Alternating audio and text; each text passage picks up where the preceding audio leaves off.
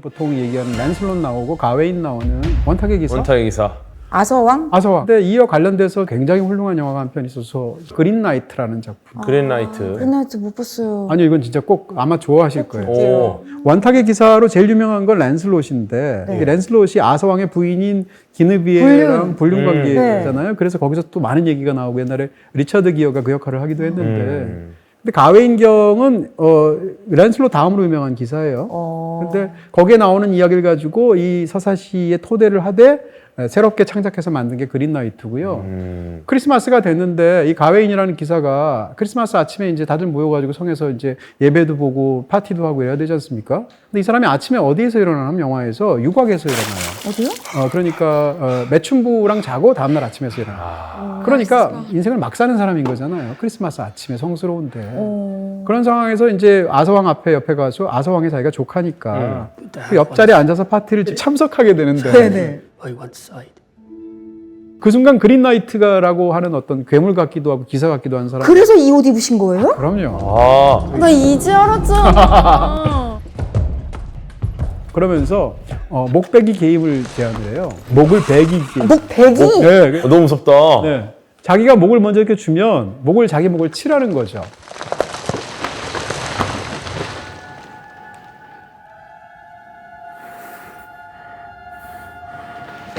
모든 부를 주겠다. 단 나의 목을 베는 사람은 정확히 1년 뒤에 내가 있는 그린채플이라는 곳으로 와서 똑같이 당신의 목을 바쳐야 된다. 이렇게 하게 되죠. 아. 근데 원래는 살짝 흉내만 내는 게임이거든요. 왜 이렇게 위험하게 놀아요? 그러니까. 크리스마스 날. 신화의 조건들이 게다가 항상 그래요. 크리스마스 날이라고 하지 않았어요? 그러니까요. 너무 약간 그거 같잖아요. 막 한 대씩 때리는 거 해가지고. 약간 그거 아시죠? 러시아의 러시안 딸이 룰렛도 때리는 아니고. 한 대 때리고 교대로 때려서 먼저 포기하면 지는 거다. 그다음에 근데 이거는 꿀밤이 딱 아니라 때린 다음에 제가 졌습니다. 이거 잘한대잖아요. 그러니까 이거 어떡해? 그냥 꿀밤 딱밤이 아니라. 그러니까. 네. 그래서 하는데 이 사람이 자기가 어디서 일어났는지 기사로서 변변하게 자기가 했던 이제 무용담도 없고 하니까 Never forget what happened here. 아서왕 앞에서 오버를 하죠. 목베기 하겠다. 그래서 목을 대충 갖다가 대기만 하면 되는데 Upon this Christmas day, 그게 영화의 시작이에요. 그럼 어떻게 되는 그랬는데 갑자기 목 잘라진 그린라이트가 껄껄 웃으면서 1년 뒤에 보자 알고 퇴장을 하죠. 거예요? 목을 딱 들고. 네. 근데 그럼 원래는 배라는 게 아니었어요? 네, 그냥 목 베는 신용을 하는 게임이고 아. 실제로 벨 수도 있지만 배면 책임을 지는 거죠. 근데 이 사람은 그러면 1년 후에도 나도 가면 신용만 해줄 텐데. 그렇죠. 뱉기 때문에 그렇죠. 너도 벤다. 네. 그래서 이 사람이 유명해졌는데 1년 동안 자기는 이제 40끼 하죠 그런 것들을. 근데 1년이 점점점 가까울수록 내 자기가 차례야, 죽어야 이제. 되잖아요. 점점점 불안해지죠. 네. 그럼에도 불구하고 모든 사람 있는 데서 그 자기가 공헌하고 약속을 했기 때문에 다 기대하고 있고. 1년 뒤에 크리스마스가 다가오면 북쪽의 그린라이트를 향해서 말 타고 가는 거예요. 그러면서 겪는 많은 일들. 와 재밌겠다 근데. 굉장히 훌륭하고 예. 일단 영화는 기사 자격도 없던 사람이 어떻게 하면 훌륭한 기사가 될 수 있는가라는 부분인데 이게 사실 삶에 관한 태도랑 관련이 있고요. 야. 그런 측면에서 뭐 책임의 문제이기도 하고 고결함의 문제이기도 하고 해서 굉장히 흥미진진한 그런 이야기가 펼쳐집니다. 아마 기사 영화로 이런 영화 보신 적 없을 것 같고요. 진짜 안 액션이 본게 중요한 너무 영화가 아쉽다. 아니라 이야기가 무엇보다도 훌륭한 스토리텔링이 그런 좋구나. 제가 진짜 기사도 관련된 정말 좋아하는 판타지 소설이 있어요. 네. 하얀 로냐프강. 어디에 있는 강이에요? 실제하는 강은 아니고 판타지입니다. 판타지. 퀴트린이라는 엄청난 검사 기사가 등장을 하는데 퀴트린. 퀴트린. 그다음에 여기 여자 주인공이 이제 아젠 큐트라는 음유 시인이에요. 여자 주인공이 그 완전 하층민. 이 퀴트린이라는 기사는 그 나라에서 가장 존경받는 기사. 그러니까 미래가 이미 그냥 완전 보장된 사람이에요. 되게 재밌어요. 이 시대를 판타지의 특징이 세상에 없던 허구인데 하나부터 열까지 다 만들어요. 세계관 자체를 만든다는 거죠. 정말 실제 있는 세상 같아요. 그러니까 톨킨이 만들었듯이. 그렇죠. 그래서 여기서도 이제 기사가 있고 문화가 있고 여러 가지 그런 것들이 있어요. 근데 언어도 있고. 근데 되게 재미있는 게 기사도가 굉장히 중요한 소설이에요, 이 소설이. 그래서 저는 이걸 보면서 기사도란 무엇인가 그런 고민을 했는데 그냥 그 모든 것을 다 뛰어넘어서 본인이 지켜야 되는 그 한 사람만을 지키는 게 기사의 가장 큰 목표입니다. 그러니까 수호천사, 수호신처럼. 그리고 모든 가치를 다 뛰어넘어요. 국가건 뭐 가족이건 다 뛰어넘고 오직 이 사람을 위해 목숨을 바치는 겁니다. 근데 진짜 나중에 직접 이 여자 주인공을 죽여야 하는 상황이 갑니다. 네, 그러니까 내 손으로 이 여자를 죽여야 되는 상황이 벌어지는 거야.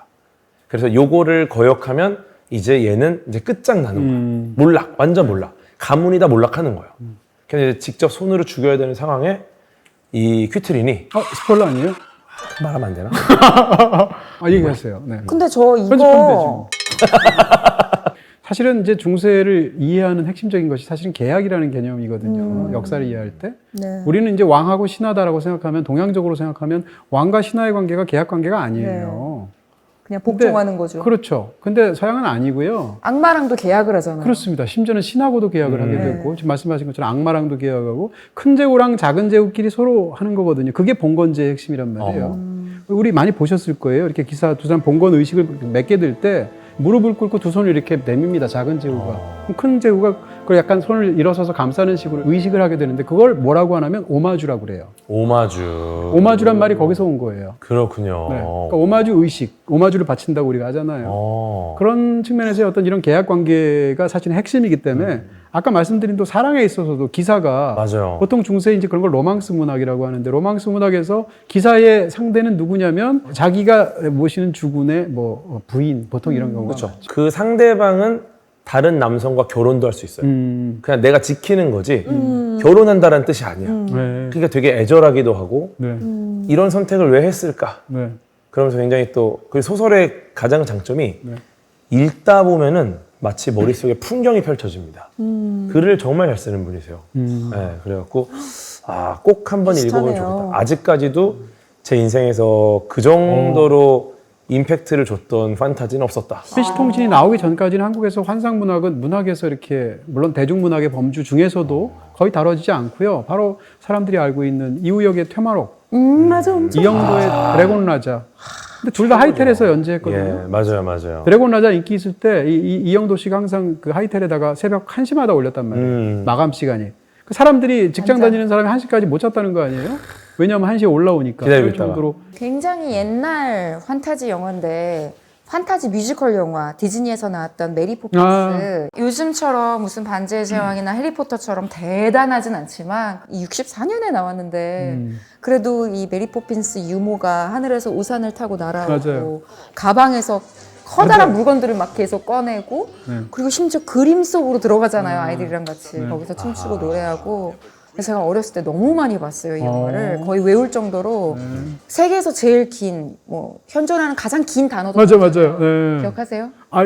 보통 그거 외우기 시합도 하고 막 그랬어요. Supercalifragilisticexpialidocious. 맞아요. 네, 어렸을 때 맨날 따라하고. 어마어마한 스펠링이죠. 네. 네. 근데 또 이게 54년 만에 2019년에 속편으로 맞아요. 메리 포핀스 리터즌즈가 개봉했잖아요. 얼마나 반가웠겠어요. 저 정말 어렸을 때 좋아했던 영화인데 이제 에밀리 블런트의 주연으로 다시 개봉했다고 했을 때도 재밌게 봤고요. 어느 게 더 좋으셨어요? 원작이 아무래도 당연히 원작이죠. 저의 추억을 공유하기 추억이기 때문에 원작이 좋은데 그래도 스토리는 똑같더라고요. 그러니까 뭐 실망적이거나 그런 건 없었어요. 이제 무난하게. 네, 원래 주인공이었던 그 아이가 자라가지고 성인이 돼서 그 남자의 아이들의 이제 보모로 메리 포핀스가 또 온 건데 이 리턴즈를 만들면서 메리 포핀스 원작에 나왔던 배우들이 많이 카메오로 등장을 보통 그렇게 했거든요. 많이 하죠. 이거 근데 뭉클해. 이번에는 에밀리 블런트의 단독 주연이 빛나도록 하기 위해서 일부러 줄리 앤드루스는 출연을 안 했어요. 자기 때문에 이제 그늘에 묻혀버릴까봐. 안현모님은 여 밑에 페스트 라이브스라고 쓰셨네요. 네. 사실 질투를 모티브로 한 영화가 뭐가 있을까. 막 페스트 라이브스에 네, 서로 질투해가지고 막 죽이고 막 스토킹하고 막 그런 거밖에 안 떠올라서 그것도 워낙 조금 많으니까. 좋은 건 없을까. 반대로 오히려 네, 질투를 할 만한 상황인데 그 질투를 잘 다스리는 게 너무 좋았던 영화가 패스트 라이브스거든요. 너무 잘 골라오신 것 같아요. 그래요? 그 뭐 간단하게 말씀드리면 나영이라는 여자 주인공이랑 혜성이라는 남자 주인공이 있어요. 우리나라 영화예요? 네. 우리나라 미국 출신 영화인데? 한국계 미국인 감독이 셀린 극본을 쓰고 감독을 했어요. 넘버 3라는 영화 아세요? 알죠. 너무 넘버 잘. 3 만든 감독이 송능한 감독님이고요. 네네네. 그분 따님이에요. 와, 셀린 따님이세요. 송 감독. 셀린 송. 영화 감독 그러면 가족이네요. 그렇죠. 근데 이 두 사람이 12살 때까지는 한국에서 같은 학교를 다니면서 서로 굉장히 호감을 갖고 네. 친하게 지내던 그냥 짝꿍 같은 그런 친구 사이였는데 12살 때 여자분이 이제 아빠, 엄마를 따라서 이민을 가게 돼요. 아하. 그러니까 헤어지게 된 거죠. 그리고 나서 세월이 흘렀는데 우연히 SNS를 보다가 이 혜성이가 본인을 찾고 있다는 거를 알게 된 거예요. 혜성이가 남자 주인공이에요. 남자죠. 유태호 씨가. 아하. 그래서 다시 온라인으로 연결이 돼요. 그래서 뭐 화상으로 근황도 주고받고 하는데 12살 때 보고 그럼 처음 보는 거예요? 일단 화면으로. 괜찮게 잘 컸나 보네요. 네. 왜냐면 화상 딱 켰는데 아! 네, 로그아웃 바로 할 수 있거든요.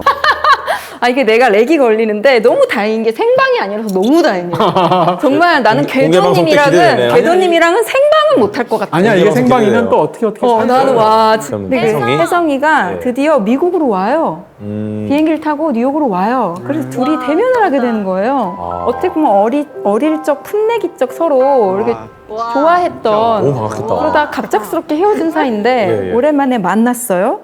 그런데 문제는 둘 다 싱글이 아니라 이 여자분은 결혼을 해서 남편이 있어요. 아하. 아서라는 남편이 있어요. 오. 그러면 사실 을에 이쯤 되면 관객들이 볼 때는 남편이 질투를 하겠구나, 회방을 놓겠구나 생각할 수 있거든요. 오. 뭐 예를 들면은 그 혜성이를 봤는데 뭐 요즘 뭐 한대? 뭐 직업이 뭐래? 잘 나가. 옷을 왜 저렇게 입었어? 뭐 무슨 일이 있어서 미국에 왔대? 아. 언제 간대? 뭐 밤중에 왜 나가? 뭐 이런 식으로 괜히 뭔가 비하할 수도 있고 경계할 수도 있고. 그렇죠. 그런데 물론 그런 감정이 왜 안 들겠어요? 남편 입장에서는 내가 모르는 시절에 이 아내가 뭐 교제했던 만났던 친구가 갑자기 이렇게 찾아왔는데 그리고 너무 이렇게 펀치라고 훈남인데 당연히 불안하고 속도 쓰리고 걱정도 되고 지금 둘이서 뭐 12년 하고 전에 있을까 그때 그런 마음이 내가 있겠죠. 만약에 뉴욕에 왔었다면 어땠을까? 우리가 사귀었을까? 헤어졌을까? 부부가 됐을까? 우리는 아이들을 가졌을까? 그런 생각들. 근데 이거를 막 겉으로 부정적으로 표출하는 게 아니라 이해를 해보려고 노력을 해요. 뭐 그게 다 이렇게 자세하게 그려지진 않지만 예를 들면 이 아내가 침대에서 자다가 잠꼬대를 하는데 한국말로 잠꼬대를 하니까 이 백인 남편이 한국말을 못 알아들어요. 바로 번역기 켜가지고 한번 들어봐야죠. 그것도 좋은 방법이네요. TMI로는 실제 이 아서 역할을 한 배우가 한국인 부인이랑 살아요. 아 진짜. 한국말을 잘한대요, 실제로는. 또 그런 우연이 있더라고요, 캐스팅에. 근데 어쨌든 간에 당신이 자면서 무슨 얘기를 하는지 그 말조차 내가 이해하고 싶어 라고 말할 정도로 정말 그냥 이 내가 모르는 이 과거의 일부 조각 이 아내의 어떤 과거, 전생 같은 그 일부를 나도 한번 그냥 있는 그대로 알고 받아들이고 싶은 거예요. 그거를 막 그냥 부정하고 그거를 없애려고 하고 지우려고 하는 게 아니라 그래서 마지막에는 뭐 우리가 흔히 생각하는 어떤 치정 뭐 이런 게 생기는 게 아니라 혜성이와의 과거는 정말 그냥 전생 지나간 과거의 한 부분이고 패스트 라이브스. 저는 너무 그 질투를 우리가 흔히 막 영화에서도 너무 흔하게 소재로 사용하고 너무 당연한 걸로. 예, 너무 이런 삼각 구도에서는 을에 나오기 마련인 감정인데 이거를 잘 소화시키고 컨트롤해서 결국은 이 현실 속에서의 지금의 인연을 더 소중하게 지켜가는 내용인 것 같아서 참 좋게 봤어요. 이게 현실적이네 어떻게 보면은. 그쵸? 왜냐면은 12살 때잖아요. 24살 때 헤어진 전 여친 남친은 안 만납니다. 다시 들춰볼 필요 없는 연인 제가 볼 때는 인연이다. 그 정도 나이면은 본인들이 선택한 결말일 것이다. 하지만 10대라면은 본인들의 의지와 상관없이 선택된 결말이라 그거는 아마 둘 사이에 어떤 굉장한 다정함이 남아있을 거예요. 그 친구들이 다시 만나는 거는 남녀를 떠나서 너무 행복한 일이겠죠.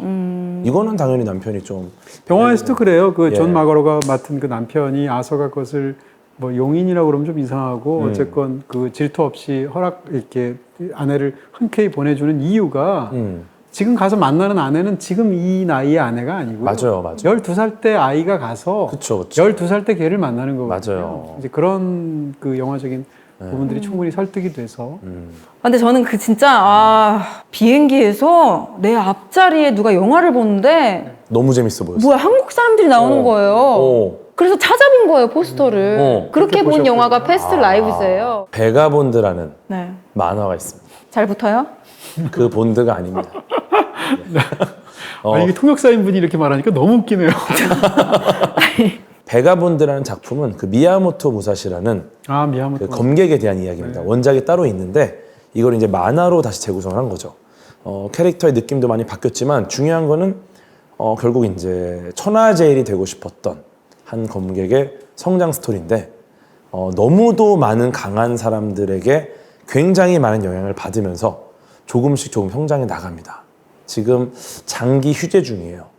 네, 그래서 다시 시작될 거라는 기대를 하고는 있지만 꽤 길어지고 있는 상황인데 중요한 건 이제 이분이 계속해서 겪는 경험 동안에 질투와 선망, 동경을 계속 돌아가면서 성장하고 그 마지막에 다다른 곳에 거기서는 이제 질투가 없어요.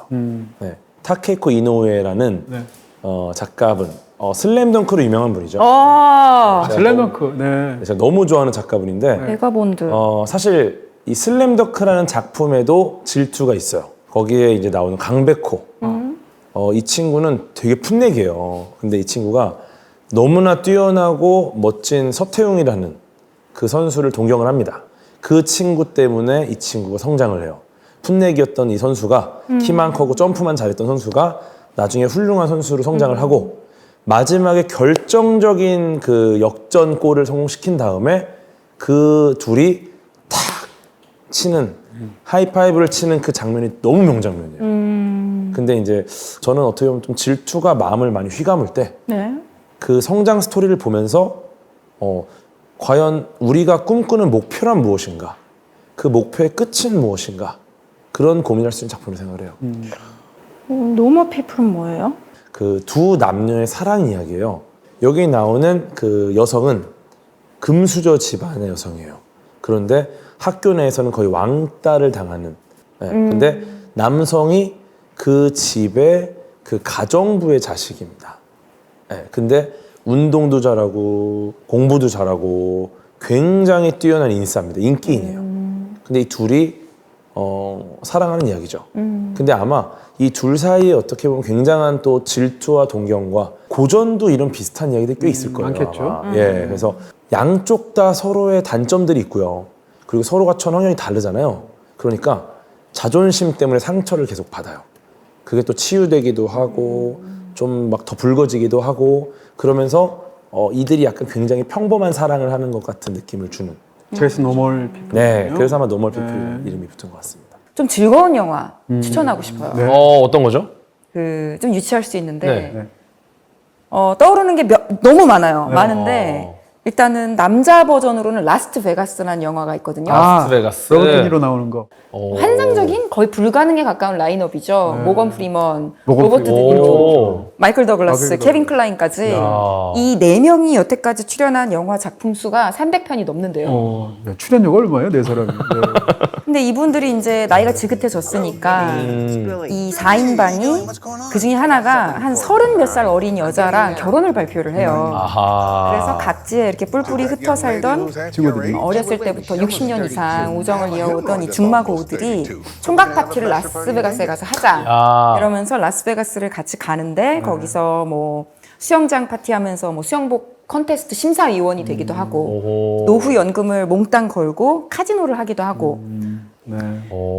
그런 재미난 영화인데 되게 건강하기만 하면 그리고 약간의 경제력만 있으면 재밌겠다 그런 생각이 드는 영화죠. 네.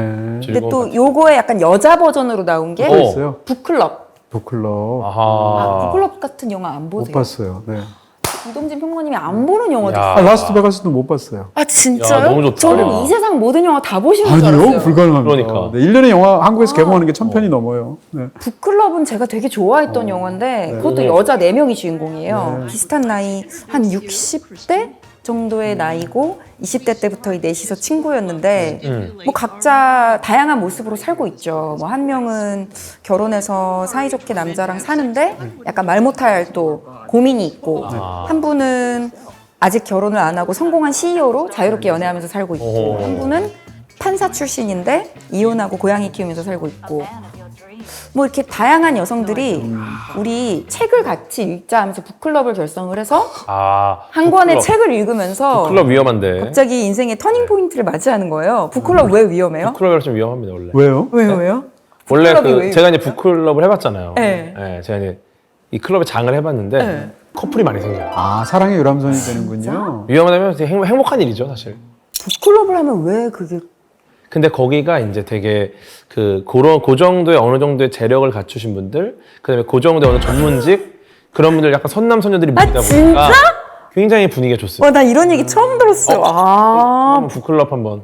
근데 재밌는 게 저 영화 북클럽에 나오시는 네 분이신 거잖아요. 네. 포스터도 비슷해. 여자만 넷이야. 그러니까, 저 그러니까. 넷이서 멤버예요. 저 이걸 딱 보니까 이 포스터도 비슷한 거 보니까 약간 그 어벤져스처럼 네. 그 라스트베가스랑 북클럽이 만나는 걸 한번 나오면 좋지 않을까. 아, 그러니까 4대 4로. 라스트 북클럽. 라스트 북클럽. 그러니까 이게 딱 그 연결해갖고. 라스트 베가스가 세계관을 연결하는 거야. 그러니까 꽃 할매들의 유쾌한 여행이거든요. 근데 요것도 약간 꽃 할매들의 아직 할매라고 하긴 너무 젊지만 되게 코믹한 여행이에요. 그러니까요. 그러니까 남자는 모여서 총각 파티하고 여자들은 아니, 모여서 근데 책 읽는 거예요? 북클럽이 북클럽이 위험하다니까. 잠깐만 이제 이거 북클럽 하는 제가 볼 때는 사람들 총각 파티만큼 위험합니다. 정말로 책을 읽고 싶어서 하는 분들도 많아요. 아, 그럼요. 근데 이 북클럽이 제가 되게 좋아하는 영화인데 속편이 나왔어요. 위험한 북클럽. 아, 네. 넥스트 속편. 챕터. 위험한 북클럽? 북클럽 넥스트 챕터. 그래서 더 스케일 커져서 이 오. 라스트 베가스처럼 이번에는 그 처녀 파티를 처녀 하러 파티 하는군요. 누가 약혼을 해서 아. 이탈리아를 가요. 어. 그래서 뭐 베니스, 로마, 토스카나까지 쫙 훑으니까 볼거리가 굉장히 풍성해지고 재밌겠네요, 둘 다. 뭐 말도 안 되는 영화적인 설정이 좀 과도하기도 하고 네. 뭐 이런 그렇군요. 좌충우돌 스토리들이 펼쳐지지만 그래도 우리가 뭐 코미디 영화 볼 때 개연성을 따지면서 보는 건 아니고 그러니까 웃으면서 보기에 되게 좋고 아 나도 이게 뭐 나이가 든다고 되게 절망적일 것 같지만 즐겁게 살 수 있겠다. 오히려 40대가 가장 불행한 시기래요.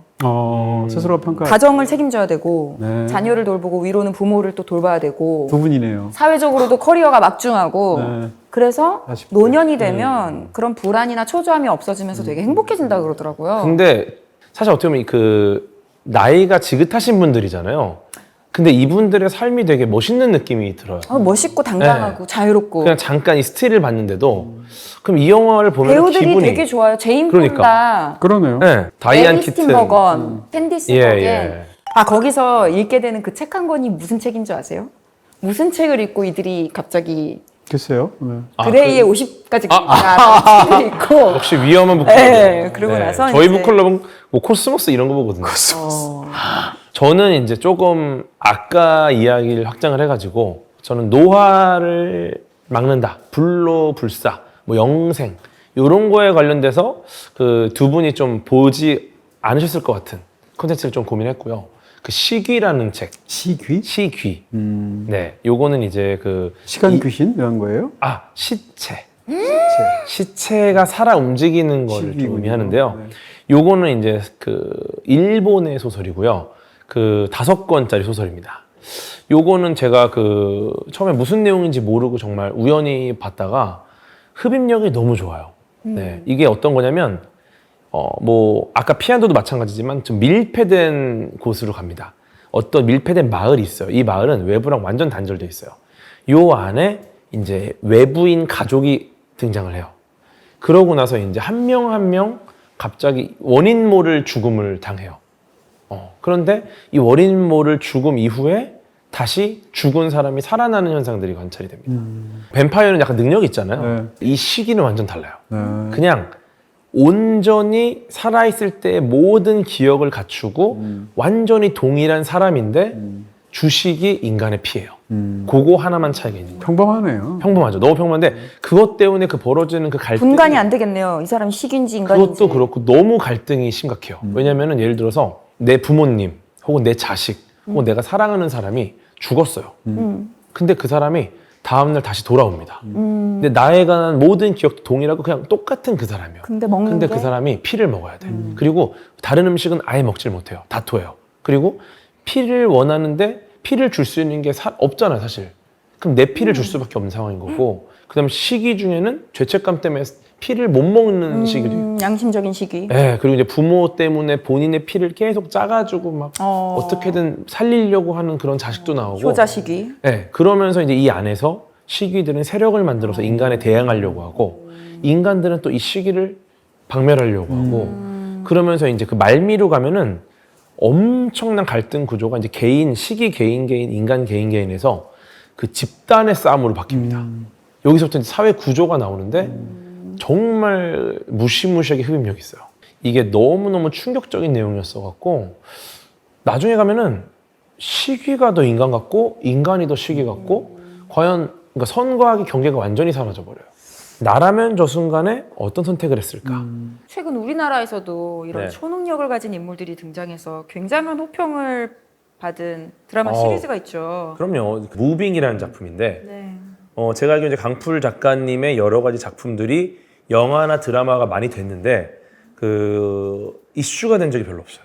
그러니까 흥행이 잘 된 적이 별로 없습니다. 영화요. 네, 네네네. 영화와 뭐 드라마화 된 것. 근데 이 무빙 같은 경우에 드라마화된 작품 중에서 압도적으로 흥행을 했죠. 네. 원작을 능가했다는 평까지 받아서. 그렇죠. 근데 이제 이게 아마 강풀 작가님이 그 원작에 대한 판권만 이렇게 이야기를 했었는데 계속 안 되니까 이제 무빙은 이제 직접 본인이 각본에 참여를. 네, 자작을 참여했습니다. 재밌는 게 여기서도 이제 가치관의 대립이 일어나요. 실제로 절대 악이 있고 선이 있고 우리가 무언가를 위해서 뭐 한다가 아니라 각자의 공동체에서의 가치관이 있어요.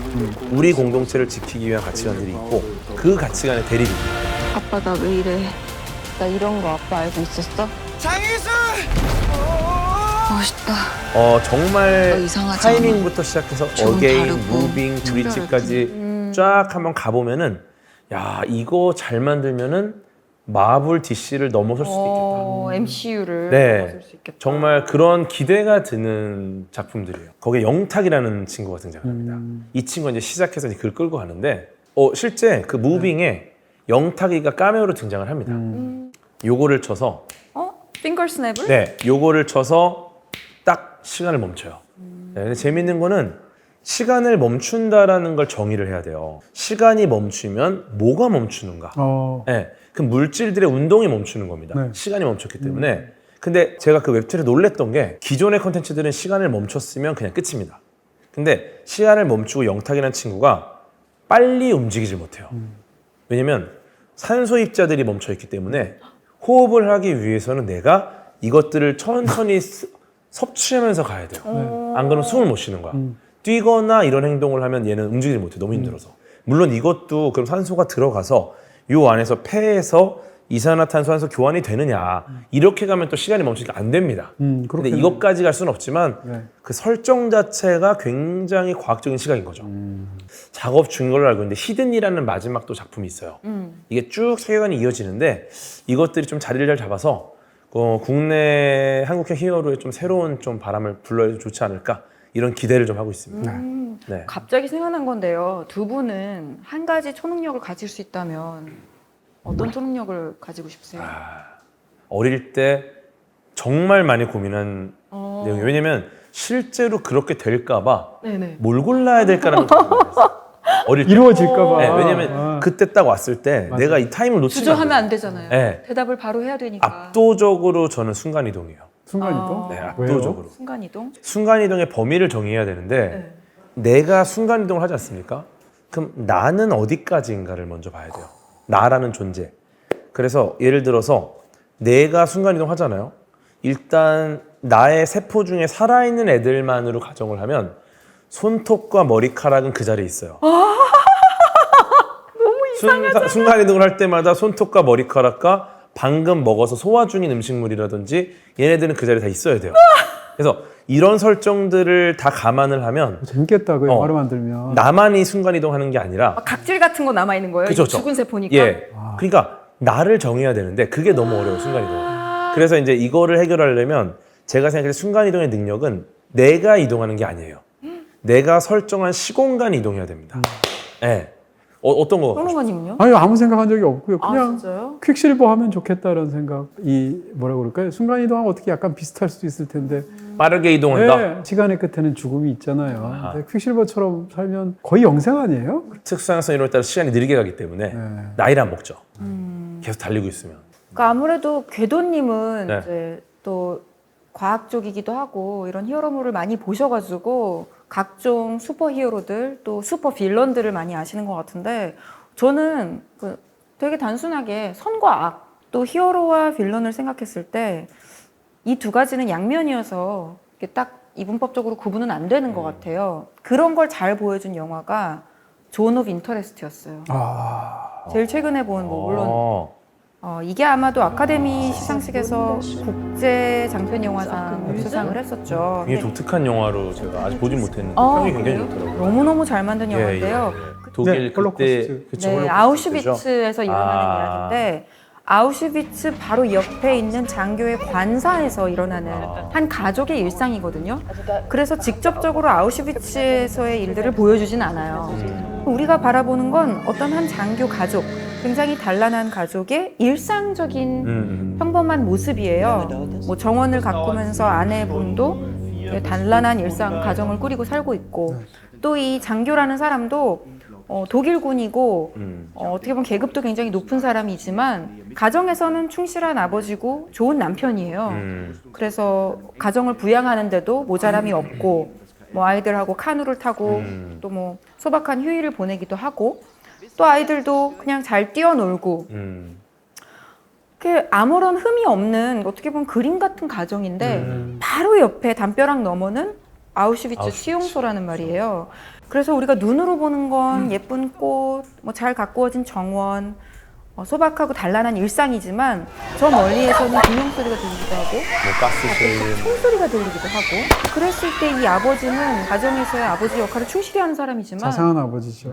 선과 악이 굉장히 일상에서 많이 교차하는구나라는 걸 느끼게 해주는 영화였어요.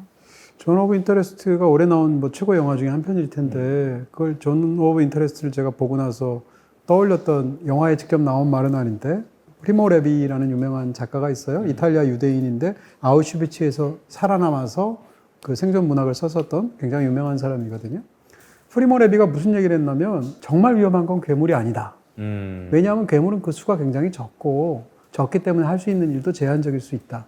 정말로 무서운 건 질문하지 않고 지시받은 바를 고스란히 따를 수 있는 수많은 평범한 사람들이다. 이런 얘기 한 적이 있어요. 그 존 오브 인터레스트의 주인공이 이제 루돌프 헤스라는 사람인데 실존 인물이고 실제로 아우슈비츠의 사령관이기도 했는데 그쯤 되면은 몸통이거든요. 나치에. 그렇죠. 그리고 실제로 이제 나중에 전범 재판을 받아서 47년도에 교수용으로 죽게 되는데 재판을 받으면서도 본인이 그렇게 자기가 사실은 몸통이잖아요. 아우슈비츠의 사령관인데.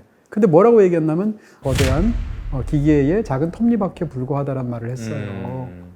그러니까 이게 사실 말도 안 되는 변명이죠. 근데 그게 이제 영화를 보면 존 오브 인터레스트가 정말 뛰어나기도 하고 우리를 불편하게 만드는 게 아우슈비츠를 다루는 그동안의 굉장히 훌륭한 많은 영화들은 우리를 피해자의 입장에서 이입시켜서 영화를 보게 하거든요. 그렇죠. 참혹함 이런 것. 네, 존 오브 인터레스트는 놀랍게도 가해자의 이입해서 보도록 만들어요. 기본적으로 이 감독은 이 영화를 만든 이유가 홀로코스트는 지금도 있다고 생각하는 거예요. 극 중에 등장하는 그 부부가 굉장히 평범한 중산층이고 자애로운 엄마 아빠예요. 딱 하나 유대인을 100만 명도 넘게 죽이는 사람들이. 그러니까 이게 너무 어마어마하고 무시무시하잖아요. 그러네요. 마지막에 제가 굉장히 별건 아니지만 인상적인 장면이 영화의 후반부에 보면 별로 중요하지 않아서 말씀을 드린다면 나치들이 무슨 파티를 하는데 부부 동반으로 파티하거든요. 네. 근데 주인공인 로돌프 헤스만 혼자 가요. 그래서 위에서 이렇게 보고 있다가 파티가 다 끝날 때쯤 그 밤이 굉장히 늦은 시간인데 굳이 집으로 전화를 해요. 그러니까 자다 깨서 아내가 전화를 받거든요. 그 아내한테 뭐라고 전화를 얘기하냐면 마지막으로 이제 나라에서 하는 큰 프로젝트가 있고 작전이 있는데 그 작전이 헝가리에 남아있는 수십만 명의 유대인을 최후로 죽이는 작전이에요. 근데 그 작전을 뭐라고 명명하냐면 획스 작전이라고 명명하거든요. 그래서 거기에 내 이름이 붙었어. 획스 작전이야. 라고 말해요. 그러니까 아내가 뭐라고 말하냐면 멋있네. 당신 너무 쿨하다. 이렇게 얘기해요. 그 남자가 뭐라고 얘기하냐면 우리 부부의 이름이면서 당신의 이름이기도 하지. 이렇게 말해요. 얘기인 즉슨 아내는 그냥 자기 집에서 제가 유대인을 죽인 건 아니잖아요. 아내는 남편이 죽인 거지. 집에서 자기는 아이 키우고 다만 이제 그래서 자기 부를 누린 것 뿐이잖아요. 근데 이 영화는 정확하게 손가락질을 지어서 사실은 너도 똑같아라고 말을 하는 거거든요. 둘 다 부부가 회수 작전이라는 일이 붙었을 때 그 회수는 아내의 이름이기도 하다는 거예요. 그런 장면들이 참 굉장하게 이렇게 둔기로 내려치는 것 같은 거예요. 이 주제를 들었을 때 처음 떠오른 영화가 다소 최근에 봤던 일본 영화 악은 존재하지 않는다. 하마구치 류스케 감독의 영화거든요. 조용하고 평화롭게 살던 도쿄에서 조금 떨어진 어떤 마을에 네. 한 회사가 글램핑장을 짓겠다고 하면서 이제 주민들을 모아다가 간담회, 주민 설명회도 열고 네. 그러면서 이제 이 도시에 이 마을에 원래 없던 어떤 외부적인 요소가 들어오는 거예요. 네. 글램핑장을 지으려고 하는 이 회사 입장에서는 네. 지금 이 주민들의 입장을 모르니까 굉장히 무지한 발언들을 많이 해요. 네. 今考えている合併浄化層の浄化能力はどのくらいなんですか50人の生活用水を90 예를 들면 뭐 정화조를 여기에다가 세울 텐데 그렇게 되면은 한 5인분 정도의 오수는 발생을 하는데 한 5인분 정도의 오수면 괜찮은 거 아니냐. それで5人分の生活用水が流れたとしても、それは誤差の範囲というか、はい、それを決めるのはおさんからじゃねえ 심각한 だろ 지장을 초래하지 않는 건 아니냐라는 발언도 굉장히 나이브한 말이잖아요. 今の浄化層の話って私にとっては本当に大地がひっくり返るような話というか 그리고 뭐 예를 들면 사슴이 왔다 갔다 하는 길을 이제 글램핑장이 막아서게 되는데 그러면은 사슴은 어떻게 되나요 했을 때 또 다른 어딘가로 가지 않을까요?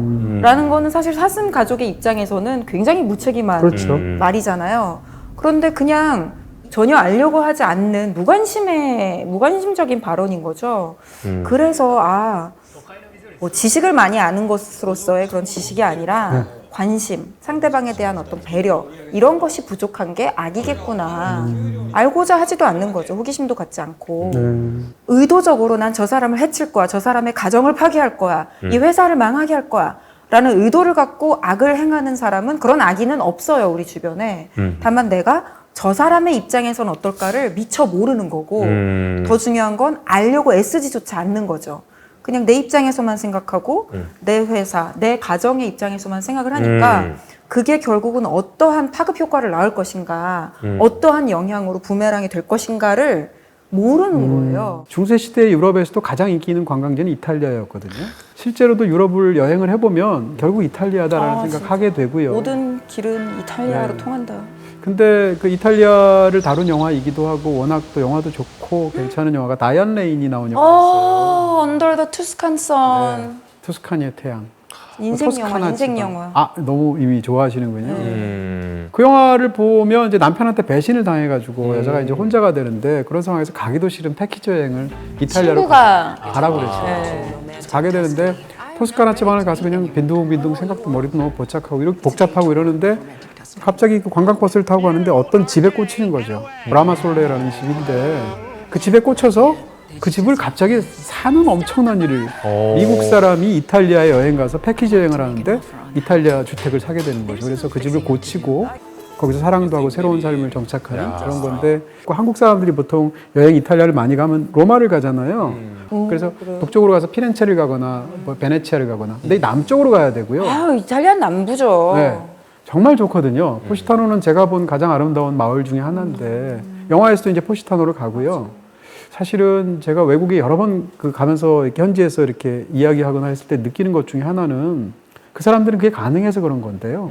뭐 자유로워서가 아니라 자기 집이 예를 들면 독일 사람인데 그리스의 조그만 섬에서 그냥 평생 사는 거예요.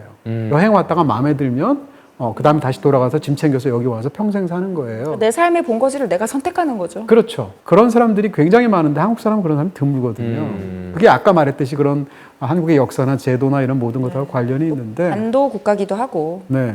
그런 측면에서 보면은 세상을 살아가는 방법이 한 가지는 아니구나 이런 생각하게 돼요. 여행 이야기 나와서 말씀드리는데 어떻게 보면은 조금 다른 측면에서 여행을 정말 잘 표현한 소설이 있어요. 타나토노트 들어보셨어요? 그건 봤죠. 너무 유명한 책이죠. 너무 좋아하는 책. 나만 안 본 거예요? 당연히 또 알고 계시겠지만 당연히 봤어야 되는 거예요? 베르나르 베르베르라는 작가를 제가 너무 좋아해요. 네, 근데 그분이 본인의 작품 중에서도 가장 애착이 많이 가는 작품이라고 하는 게 타나토노트. 타나토스라는 죽음, 그 다음에 뭐 넛 혹은 뭐 에로넛 에서 따왔다고 하는 뭐 우주비행사나 에스트로넛. 항해사에서 따왔대요. 그래갖고 요거를 연결해서 타나토노트라는 걸 썼는데 이게 그 죽음을 여행하는 항해자들. 근데 저는 이게 그 죽음 자체에 대한 뭐 탐구도 굉장히 재밌지만 이들이 그 죽음을 탐험하는 그 과정 자체가 우주비행사랑 너무 비슷해요. 네. 우주비행사들이 정말 힘겨운 과정을 겪고 시행착오를 겪고 정말 나를 바로 죽음으로 몰지도 모르는 그 외주를 타고 가서 무언가를 얻고 돌아오는 과정을 계속 반복하거든요. 네. 계속 실패할 수 있어요. 네. 근데 이거를 정말 죽음이라는 것과 우주라는 것을 약간 치환해 줄 정도로 정말 생생하게 그걸 표현합니다. 그 죽음을 여행한다는 게 그 사후세계 명계를 네. 탐험한다는 얘기죠? 그러니까 그 실제로 발사라고 표현을 하기도 해요, 작품에서. 그러니까 뭐 어떤 약, 충격 여러 가지 요법을 써가지고 코마 상태로 빠뜨려요. 그러면서 얘가 실제 죽지는 않되 거의 죽은 것과 비슷한 상태, 빈사 상태로 빠뜨리는 거죠. 레드선 이렇게 하듯이. 네. 그러고 나서 얻은 정보들로 지도를 그리면서 다시 깨어나게 만들어서 그걸 토대로 또 그리고 하면서 조금씩 그 죽음의 그 사후세계 지도를 그립니다. 이 과정 자체가 달 탐사랑 너무 비슷해요. 네. 실제로 그 인류가 가장 멀리 간 여행을 어디라고 생각하세요? 인류가 가장 멀리 간 여행. 달 아니에요? 달 중에서도 아폴로 13호. 아폴로 13호는 실제로 달에 착륙하는 미션을 가지고 갔죠. 왜냐면 아폴로 11호가 착륙에 성공했고 12호도 착륙을 했으니까. 13호가 그 달로 착륙하는 미션을 수행하러 가다가 그 두 번째 산소 탱크가 폭발을 합니다. 네. 그래서 문제가 생겨가지고 달 주위를 계속 이상한 형태로 돌아요. 네. 그렇게 해서 가장 먼 곳에 도달을 해요. 네. 즉 이제 달에서 고도가 굉장히 높은 곳인 거죠. 네. 거기가 그 달까지의 거리가 그 38만 킬로미터예요. 근데 이들이 도착한 거리가 40만 킬로미터. 네. 재미있는 건 그 말도 안 되는 상황 속에서 사실은 그 죽어야 정상인 3명의 우주비행사가 그 지상국과 교신, 막 지구에서 이제 이들을 살리려는 노력들, 굉장히 많은 시뮬레이션, 계산, 막 과학자들이 달려들어가지고 결국 정말 창의적인 방식으로 생활해요. 그래서 역사상 가장 위대한 실패거든요. 그래서 이제 그런 그 과정을 우리가 타나토노트를 보면서 저는 느꼈어요. 실제로 이제 우주비행사들도 이런 스트레스와 이런 힘든 상황을 겪으면서 무언가 인류를 위해 해내는구나. 네. 그래서 정말 대단한 일이고. 네. 타나토노트, 그러니까 베르나르 베르베르가 한국에서 워낙 인기 있는 소설가이고 사실은 저는 베르베르 소설 중에 제일 재밌게 본 게 타나토노트예요. 아, 저도. 네. 보통 이제 개미들을 제일 좋아하죠. 개미도 굉장히 좋죠. 네. 명계를 여행을 이제 떠나잖아요. 소설 네. 속에서 마치 우주여행 가듯이. 사람들이 너무 많이 명계로 떠나서 명계에서 막 예를 들면 쓰레기 문제. 세금 내야 돼요? 네. 명계 갈 때 세금. 그 사이에 막 관광세. 광고판도 막 붙이고 이래요. 소설 속에서 보면 이런 게 나오거든요. 그래서 최근에 이제 오버투어리즘 문제가 되고 히말라야에 수많은 사람들이 에베레스트에 너무 많이 올라서 입산 통제하고 있잖아요. 그다음에 최근에 뭐 지난주인가 지지난주에 뉴스를 보니까 바르셀로나에서 오버투어리즘으로 시민들이 반대하면서 관광객들 노천 식당에서 밥 먹고 있는데 물 투척하고 이랬잖아요. 물총 쏘고. 그건 되게 당연히 안 적절한 돼요. 대응 네. 방식이네요. 그렇죠. 그렇게 해서 관광객들이 도망가기도 했었거든요. 근데 그런 거 보면서 야, 저게 명계에서도 우주에서도 이런 것이 이루어진다는 걸 상상을 한 거 아니에요? 그런 면모도 또 보이겠네요. 굉장히 재밌었습니다. 인류가 도달한 모든 곳에는 쓰레기가 발생합니다. 재밌는 게 해양 쓰레기도 네. 인류가 해양을 개척하면서 생겼거든요. 그리고 우주 쓰레기라는 개념도 인류가 우주를 개척하면서 생겼어요. 보통 이제 이런 꿈을 이야기할 때 이제 무의식이라는 표현을 많이 써요. 네. 무의식. 네. 그러니까 의식적으로 우리가 인지하는 것 말고 나머지 것들이잖아요. 근데 재밌는 게 무의식이라는 게 의식이 없다라는 거잖아요. 네. 재밌는 게 의식이 없는 상태는 아니에요. 네, 의식이 없는 게 아니라 우리가 인지할 수 없는 의식이 있는 거죠. 그러니까 지금 말씀하신 것처럼 내가 이거를 망각하려는 정보인가? 근데 다시 나온다라는 거는 그 정보를 내가 망각하려는 정보가 아니라 내가 어떻게 인지하든지 간에 무의식 안에서는 주요 정보일 수 있는 거죠. 잠재 의식인가요? 잠재의식은 또 조금 다를 것 달라요? 같은데, 그러니까 무의식은 우리가 이거를 통제할 수는 없어요. 이 안에서 어떤 식으로 돌아가는지 우리가 굉장히 알 수 없는 부분이고, 근데 이게 우리의 의식보다 훨씬 더 많은 영역에 좀 속해 있을 수 있다라고 보는 분들도 많이 계시고, 네, 약간 빙산의 일각처럼. 근데 이런저런 가설들 지금 말씀하신 것들을 굉장히 시각적으로 잘 표현한 게 딱 인사이드 아웃인 것 같아요. 네, 맞아요. 그 잡기역들을 구슬에 다 넣어가지고 처리해버리잖아요. 네. 저 멀리다가 던져가지고 쌓아놓는데 결국 시간이 흐르면서 점점 저편으로 그쵸. 어두운 곳으로 떨어지면서 없어지잖아요. 맞아요. 또 사라지는 기억을 막 사라지게 하지 않으려고 막 노력하는 것들도 있고, 근데 이게 통제가 되지 않아요. 왜냐면 의식이 아니기 때문에. 네. 굉장히 많은 어려움이 있는 분들이 많아요. 사는 과정에서. 근데 이제 이거를 내가 문제인가? 내가 뭘 잘못했나? 이런 분들이 많이 계세요. 이게 우울증으로 좀 많이 이어집니다. 그러니까 나의 내면을 떨어져서 다시 보면은 사실상 나의 잘못보다는 외부의 여러 환경들이 많거든요. 그래서 나의 좀 내면을 더 사랑하기 위해서 나의 내면을 좀 더 떨어져서 보면 어떨까? 우리가 너무 해외 얘기만 했나? 한국적인 뭐 올드머니는 없을까요? 범죄와의 전쟁? 저 굉장히 잘 만든 영화라고 생각하고요. 한국에서 어떤 그런 인맥이라든지 소위 이제 줄, 백 이런 것들이 어떻게 작용하는지에 대해서 굉장히 비판적인 그런 관점이 투영됐잖아요. 범죄와의 전쟁의 주인공은 서양 갱스터 영화를 봐도 이런 주인공은 없어요. 최익현이라는 이제 최민식 씨가 연기도 너무 잘했지만 이 인물의 강점이 뭔가? 갱스터 영화들이 보통 강점이 있잖아요. 뭐 잔인무도하다던가 뭐 칼을 쓰는 능력, 총을 쓰는 능력 뭐 등등까지. 최익현이라는 인물이 유일하게 잘하는 건 줄을 대는 거예요. 이 사람이 원래 직업이 뭔가 하면 극 중에서 건달이 아니고 반달이라고 그러거든요. 이 사람 원래 세무 공무원이에요. 세관원이었는데 거기서 타락을 해서 약간 이제 하다가 결국은 조폭한테까지 이렇게 연기가 된 거죠. 그러니까 이 사람의 특징은 그냥 싸움을 잘하는 것도 아니고 돈이 많은 것도 아니고 오로지 경주 최씨 충렬공파의 후손이다라는 건데 그게 대단하다기보다는 그거를 특정 사회에서 연출로 삼는 거죠. 극 중에 하정우 씨라든지 이런 사람들에 비해서. 그래서 만나면 누가 최 씨라고 그러면 어디 최 씨입니까? 이렇게 해서 말을 한다던가. 내 일할 줄 알았다. 그 향배할 때 배가 그 배차 돌림 아닙니까? 경주 최씨 충렬공파. 근데 사실은 이렇게 서열 따지고 줄 따지고 맥 따지고 하는 것이 조폭들이 그렇잖아요. 어떻게 생각한다면 이 양자가 결합한 건데요. 그러니까 부패한 정치 권력이 있을 수도 있고 부패한 뭐 경제 권력이 있을 수도 있고 거기다 조폭이 있을 수 있는데 이 연계를 보여주는 거죠. 이 영화를 만든 감독이 윤종빈 감독인데 윤종빈 감독이 어렸을 때 아버지가 경찰관이었대요. 근데 아버지가 경찰관이라는 이유 하나만으로 사돈의 팔촌까지 다 청탁을 했대요. 그래서 어렸을 걸 보면서 지긋지긋했다는 건데 그러니까 경찰관이든 검사든 의사든 무엇이든 다 백을 통해서 뭔가를 해결하려고 하는 한국 사회에 영리 현상이 있었잖아요. 거기에 대해서 굉장히 비판적인 시각을 보여주기도 합니다. 마크 라이너스라는 네네. 분이 쓰신 최종 경고, 6도의 멸종이라는 책이 있습니다. 정말 대표적으로 경각심을 주는 책 중에 하나인데 네. 그 1도 올라갈 때마다 어떤 일들이 벌어지는가 이거를 굉장히 자세하게 설명을 합니다. 네. 네, 그래서 실제로 그 온도까지는 가지 않았었지만 그 온도에 우리가 왜 가고 있고 이게 왜 현실이고 실제로 어떤 일이 벌어지면서 어느 선을 넘게 되면은 그때부터 어떤 일이 벌어질까. 네, 그래서 사실은 이게 뭐 큰일 같지 않잖아요, 기본적으로. 먼 일 같죠. 네, 뭐 지구의 뭐 평균 기온이 1도가 올라갔다. 뭐 1도 올라갔으면 뭐 어쩌라고. 조금 따뜻해지네.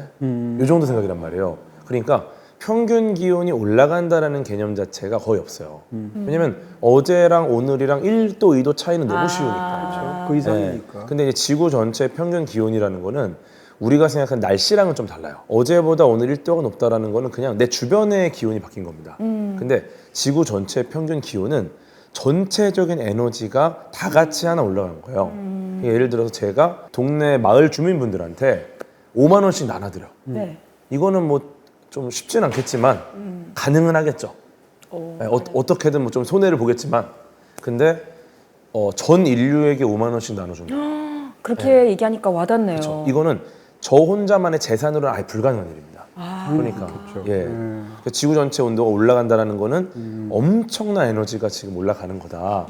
그 예를 들어 1도가 올라가는데 뭐 10만 년이 걸린다고 쳐요. 그러면은 그 1도에 올라가는 그 몇만 년 동안에 모든 생명체가 그 온도에 적응을 합니다.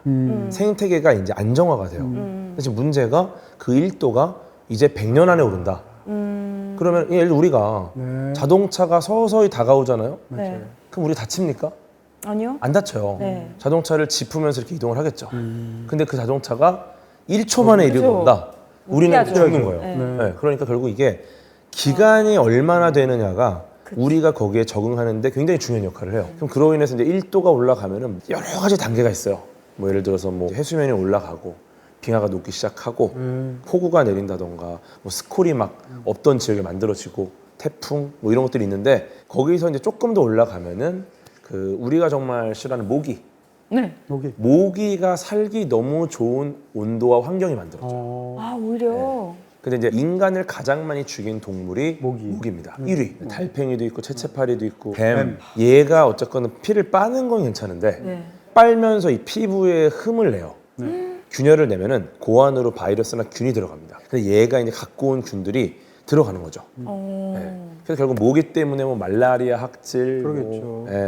인간이 정말 많이 죽어서 아마 모기로 인해서 또 굉장히 많은 분들이 고통을 받을 거고. 저는 이 마크 라이너스의 최종 경고 6도의 멸종이 더 무서운 이유가 딱 10년 전에 원래 냈던 책 제목은 그냥 6도의 멸종이었어요. 맞아요. 근데 맞아요. 기후위기가 나아지지 않으니까 오히려 이 기후가 붕괴하는 시점을 30년을 앞당겨서 맞아요. 시기를 당깁니다. 최종 경고라는 타이틀을 더 붙여가지고 책을 그리고 아마 개정판을 낸 거예요. 제가 볼 때는 좀 지나면 진짜 최종 경고도 나올 거예요. 정말 최종 경고. 최종 경고? 이분은 제가 볼 때 계속 낼 것 같아요. 근데 만약에 진짜 지구가 그렇게 되면 우리 인간이 다 멸종하는 거잖아요. 일단은 그 대멸종 자체가 우리가 대멸종이 뭔지 먼저 알아야 돼요. 네. 대멸종 같은 경우가 지구상에 존재하는 생명체 종의 절반 이상 혹은 90% 이상 이렇게 굉장히 많은 종이 한 번에 사라지는 걸 의미해요. 대멸종. 네. 그래서 그들은 이제 지구상에서 없는 거야. 네. 근데 지구가 이미 5번의 대멸종을 겪었습니다. 네. 근데 5번의 대멸종 중에 가장 최근에 있었던 대멸종이 우리 공룡 선배님들 돌아가신 대멸종 있잖아요. 그게 이제 그 가장 최근에 있던. 근데 그거의 원인을 소행성 충돌로 보고 있거든요. 근데 결국은 소행성 충돌 때문에 공룡들이 싹 죽었느냐? 그건 아니라는 거예요. 왜 기후랑 관련이 되냐면 소행성이 지구를 때리면 그 에너지가 이제 지구 전체에 영향을 줍니다. 그러면서 이제 화산 활동도 시작이 되고 지진, 뭐 해일 그러면서 시작된 재가 이제 지구를 덮는다던가 여러 가지 이제 우리 지구의 기후를 바꾸는 작용들이 연쇄적으로 일어나요. 그러면 그 환경이 생명체가 살기 너무 척박해지는 거예요. 예를 들어 막 태양빛이 많고 이럴 때는 공룡들이 먹을 게 많았어요. 근데 굉장히 힘든 환경이 되니까 몸이 거대한 친구들이 일단 먹고 살 게 없어요. 그러니까 결국은 우리처럼 몸이 작은 영장류한테 기회가 온 거고 그렇게 5번째 대멸종에서 공룡들이 몰락을 했고요. 그것 덕분에 우리는 또 기회를 얻었죠. 그래서 이제는 작은 공룡들만 이제 조류라는 이름으로 남아 있는 거고 그 학자들마다 좀 견해는 다른데 그 5번의 대멸종 중에 최소한 3번 이상을 소행성 충돌로 보거든요. 그것도 결국은 기후에 영향을 주고 결과적으로 대멸종이 일어났다는 거죠. 테이크 쉘터라는 영화가 있어요. 그 마이클 셰넌이라는 배우가 진짜 연기 잘하는 배우인데요. 마이클 셰넌이 어떤 사람인가 하면 극 중에서 이 사람이 이제 악몽을 꾸거나 환상을 계속 보게 되는데 곧 지구나 자기가 살고 있는 지역이 멸망할 것 같은 상황, 기상 이변으로 인해서. 그래서 예를 들면 막 비가 떨어지는데 기름이 섞인 노란 비가 떨어진다거나 검은 새떼가 막 출몰한다거나 천둥 번개가 어마어마하게 친다거나 이런 거예요. 이런 상황에서 자기 딸과 이제 아내를 위해서 이 사람이 헌신적으로 이제 자기 딴에는 뭘 준비를 하는데 이게 너무 강박관념이 심해지다 보니까 돈도 별로 없는 사람이 대출을 받아가지고 마당을 팝니다. 벙커? 그래서 토네이도 같은 게 오거나 했을 때도 가족을 살려야 되니까 일종의 노아의 방주 같은 건데 아내 입장에서 보면 이게 다 이 남자의 망상 같은 거예요. 정신돼 보이죠. 그렇죠. 실제로 남자가 정신과 치료를 받고 있기도 하고 그런 여러 상황 속에서 이제 이 모든 일이 펼쳐지게 되는데 아내는 이 모든 것이 당신의 마음속에 있는 거다라고 생각하고 남자는 그렇지 않다. 어떻게 생각하면 자기가 약간 탄광의 카나리아처럼 가장 예민하게 이 변화를 알고 있기 때문에 먼저 앓는 존재, 그래서 세상을 덜 앓게 하는 존재, 성스러운 존재다 이렇게 생각하는 거죠. 근데 양자 사이에서 마지막 라스트 씬이 펼쳐지는데 설명드릴 수는 없고요. 궁금해요. 이게 너무나 훌륭한 라스트 씬이면서 너무나 쇼킹해요. 알고 보니까 가족도 다 망상이었어. 부인도 대화를 하는 줄 알았는데 그러니까 가족은 망상이었어. 가족은 이미 다 이전에 죽었어. 재난으로 죽어 없어졌는데 이 남자가 트라우마에 시달린 거야. 망상. 식스센스가 여러 영화 사람들 망쳤다 이런 생각을 또 하게 됩니다. 환경에 대한 이야기를 메시지를 너무 귀엽고 사랑스럽게 표현한 영화가 있는데 해피피트라는 해피피트. 조지 밀러. 뮤지컬 애니메이션이에요. 황제 펭귄들의 이야기고요. 야, 원래 요 펭귄들은 다 자기만의 고유의 러브송을 부를 줄 알아야 돼요. 맞아요. 러브송. 주인공은 태어날 때부터 이상하게 음치로 태어난 거예요. 아하. 그래서 노래를 부르지 못하고 대신 현란한 풋스텝으로 탭댄스를 잘 춰요. 그렇군요. 근데 어쨌든 이 종족의 전통인데 러브송을 부르는 게 이 원로들이 볼 때는 약간 이 친구가 기형인 거예요. 어허. 그래서 이런 아이가 태어나면서 우리 커뮤니티에 물고기 숫자가 줄어들었다. 주인공이 먼벌의 저주다. 이래서 얘를 내쫓아요. 그러니까 얘는 홀로 굉장히 위험천만한 모험을 다른 지방으로 떠나게 되는데 우연히 더 먼 곳으로 이제 여정을 떠나다 보니까 아, 물고기가 줄어드는 이유가 사람들이 커다란 어선을 몰고 와서 물고기를 다 잡아가기 때문이라는 충격적인 거를 보게 되는 거예요. 아, 발견을 하는군요. 네, 그래서 이제 자기 고향으로 돌아와서 이 사실을 알리게 되고 이러는 이야기인데 이 펭귄의 시선에서 우리는 그냥 밥상 위에 굉장히 흔하게 올리는 반찬이 사실은 생선인데 이걸 물고기라고도 하잖아요.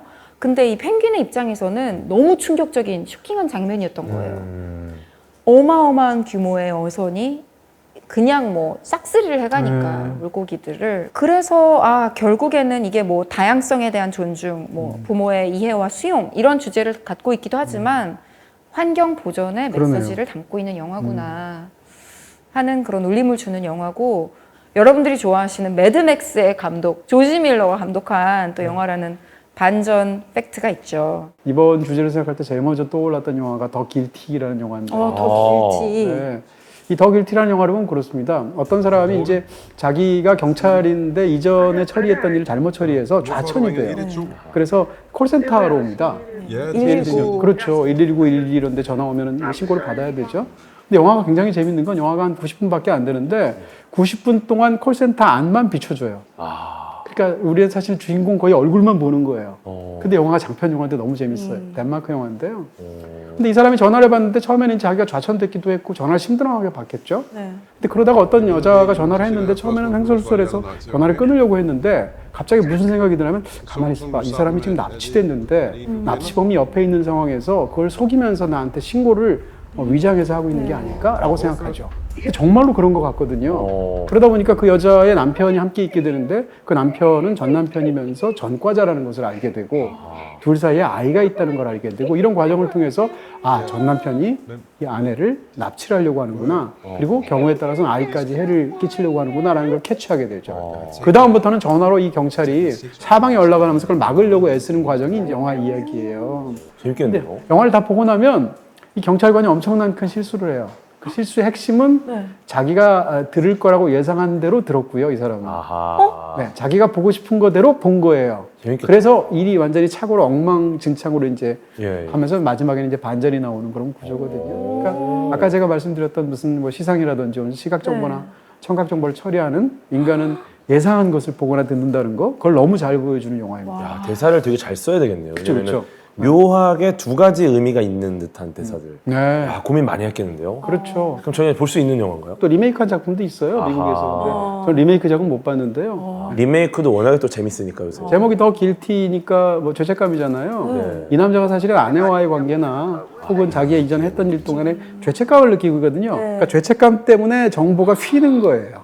그래서 뭔가 더 무리를 하게 되는구나. 그걸 만회하고자. 자신의 인지적 한계가 만들어낸 실수네요. 인지적 한계. 예. 일본 라면 보면은 네네네. 그 소용돌이 모양 약간 어묵 같은 거. 핑크색. 사발면에도 있잖아요. 네, 맞아요. 그게 이제 나루토 마키. 네. 나루토 아시죠? 네. 아, 나루토라는 또 대작입니다. 대작 또 만화 애니메이션인데 나루토라는 닌자 주인공인데 이 친구가 상처가 많은 친구입니다. 상처가 많은 이 주인공이 갈등을 해소하는 과정에서 힘들 때마다 라면을 먹습니다. 네, 좀 약간 그 은사 같은 분하고 그 라면집에서 라면을 먹는 게 이제 굉장히 많이 나와요. 근데 그걸 보면은 그 너무 맛있게 먹어서 좀 라면이 땡기기도 하고. 네. 전 지금 이해가 갔어요. 저희 초등학생 조카가 있는데 네. 남자애가 나루토를 너무 좋아하거든요. 근데 걔가 꼭 그 나루토 볼과 나루토 젓가락으로 뭘 먹어요. 그게 그래서 나왔구나. 걔가 맨날 라면을 먹으니까. 그렇죠, 그럴 수 있죠. 그렇군요. 또 피너츠 무비. 스누피 스누피. 애니메이션 아시죠? 알죠. 그래서 이제 영화로 만든 게 있는데 찰리 브라운이 사실 항상 실수 투성이잖아요. 착한데 계속 뭔가 2% 부족해서 하는 것마다 번번이 실수를 하게 되는데 이번에 학교에 예쁜 여자애가 전학을 와요. 잘 보이려고 고백하려고도 하고 뭐 댄스 실력 키워가지고 멋지게 춤을 춰보이려고도 하고 막 숙제도 대신해주고 이러는데 그럴 때마다 이렇게 사고가 일어나는 거예요. 막 멋지게 춤을 선보였는데 막 스프링클러가 터져가지고 그냥 물바다가 되고 그리고 학교에서 시험을 1등을 해가지고 막 드디어 친구들에게 존경을 받겠다 했는데 알고 보니까 시험지 결과가 뒤바뀐 거래요. 그래서 네 자기 실력이 아니었던 거예요. 그래서 친구들이 막 웃으면서 놀려요. 그런데도 계속 이 전학 온 여자아이를 향한 이 마음은 너무 간절해서 계속 어떻게든 좀 눈에 띄어보려고 노력을 하는데 Hello? She said hello. 결국에는 이 여자친구가 찰리의 마음을 알아줘요. 왜냐하면 마술 공연을 해서 잘 보이려고 했는데 그때도 공연을 하지 못했던 이유가 동생 셀리가 갑자기 이렇게 공황 같은 패닉이 오면서 동생을 도와주느라 동생을 위하는 마음 때문에 무대에 오르지 못하는 거예요. 그래서 넌 정말 정직한 아이고 성실한 아이고 너는 자기 자신보다 다른 사람을 위해서 희생하는 아이라서 넌 정말 좋은 아이야. 이러면서 결국엔 이 찰리 브라운의 마음을 알아주거든요. 그래서 제가 이 영화를 보면서 펑펑 울었어요. 아, 진짜. 네. 순정물이네요. 이게 이렇게 우는 건 아닌 걸로 알고 있는데 제가 알기로 누가 정해놔요 그런 걸? 따뜻한 영화 아닌가 그냥? 따뜻해서 우는 거예요. 아 그래요? 네. 아 이런 거 좀 눈물 나. 얼마나 차가우면 평소에. 네. 세상이 차가우니까. 네, 주변이 너무 차가우니까. 아니 이 정도 따뜻함에 눈물이 난다는 저게 것 자체가 2015년인가 그래요. 나왔을 거예요. 근데 그때 이제 제가 직장 생활할 때예요. 한참 좀 차가울 때네요. 그래가지고 너무 감동적이었어요. 그리고 메간 트레이너가 이 주제곡을 불렀거든요. 근데 메간 트레이너가 워낙에 노래가 다 신나고 좋아서 그리고 저는 오늘 좀 특별한 게 우리가 어느덧 10회차를 맞이했고요. 잠시 재정비를 거쳐서 저희가 시즌2로 또 새롭게 단장을 해서 여러분을 만나뵐 예정이에요. 라이프 플러스 TV 아직 구독 안 하셨다면 구독해주시고 알림 설정도 해주시고 또 좋아요 버튼도 후하게 눌러주시면 저희가 더 분발해서 좋은 모습으로 인사드릴 수 있을 것 같습니다.